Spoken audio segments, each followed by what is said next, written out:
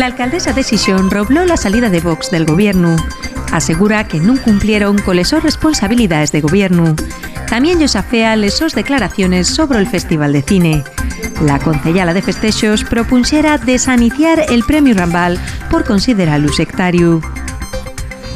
El próximo martes va a ser el pleno extraordinario una Xunta General sobre la amnistía.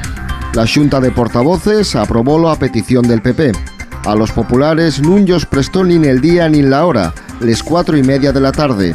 También refuguen que les dos iniciatives vaigan debatirse de forma conjunta.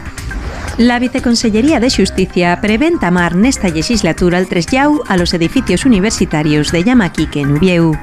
En una entrevista concedida a TPA Noticias, la viceconsellera Encarnación Vicente asegura que van tener que hacer obres, pero no grandes reformes. Calculen que antes de 4 años van a empezar a ubicar dependencias judiciales en espacios de la universidad que queden libres. La empresa Corteva va a desendolcar un nuevo fungicida en Asturias. La multinacional invirtió 30 millones de euros para adecuar la soplanta a la fabricación que espera empiece bienceo.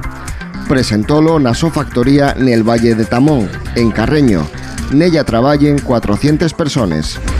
La Asociación Asturias de Noche denuncia la situación de dellos locales en el Principado. Aseguren que más de 2 centenares de establecimientos no tienen licencia para acoger determinados eventos de ocio nocturno ni planes de emergencia.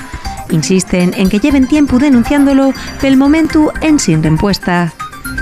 El director del Conservatorio Superior de Música exige a educación que dote al centro del profesorado necesario.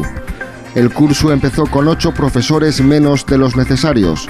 Fernando Agüeria también pide una solución al deterioro del edificio del conservatorio. La licitación de la obra acaba de quedar erma.